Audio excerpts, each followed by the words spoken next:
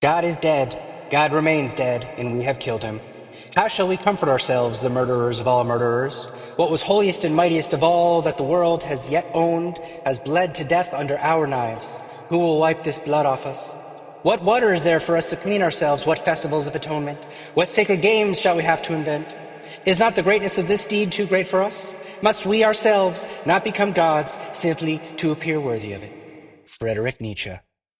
Shut up, Nietzsche, you incel. You fucking virgin. Your inferior worldview and the mustache that kept you warm in lieu of a woman have been defeated by our superior intellect and the unkempt pubic hairs that grow from our necks to frame our strong jawlines.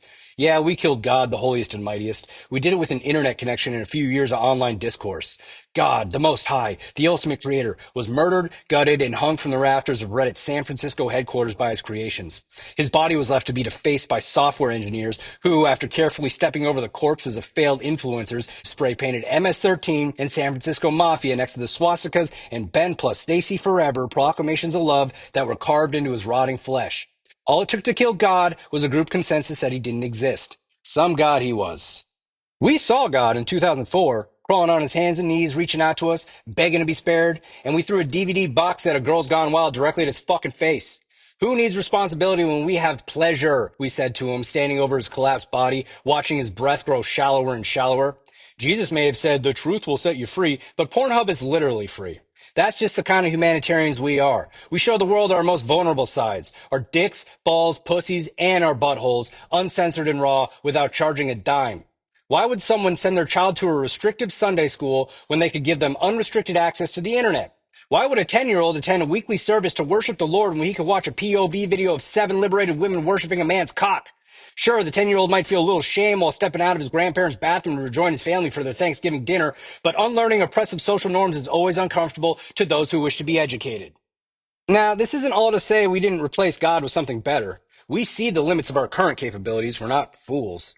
The universe is our new deity, and spirituality is our new religion. God couldn't hold a candle to the internet, let alone the cosmos. He demanded much and offered little. He promised the end of all evil as long as we did what we were told.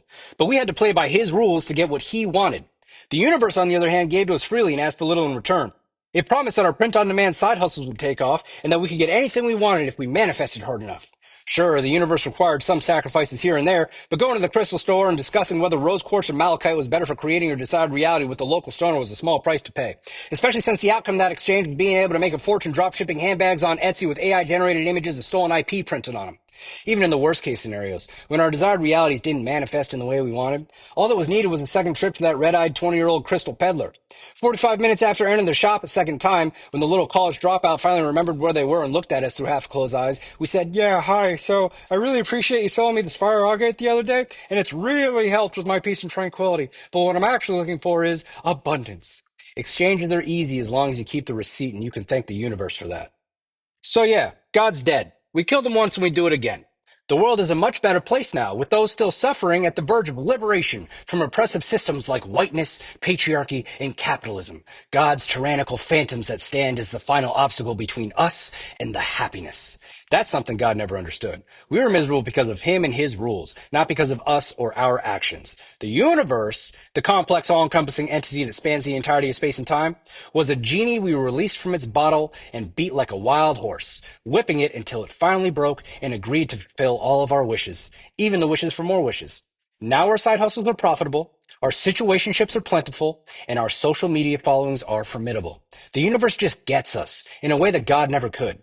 It accepts its fate, knowing that one day, when our appetites have outgrown its provisions, it will be slaughtered and hung from the rafters next to God and his sympathizers. No gods, no masters, fuck everything, we're awesome.